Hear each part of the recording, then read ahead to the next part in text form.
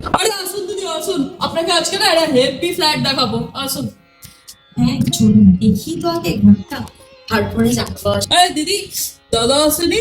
আসলে আমার হাজবেন্ডকে তো বলতে হবে না, ও আসতে পারেনি। যাই হোক চলুন তালাটা খুলুন। দাদারা হেভি লাগবে কিন্তু, আসুন তালাটা খুলছি। ঘরটা এমনিতে তো বেশ ভালোই লাগছে, চলুন দেখি ভেতরে গিয়ে তারপরে আমি আসলে কনফার্ম করে বলতে পারবো।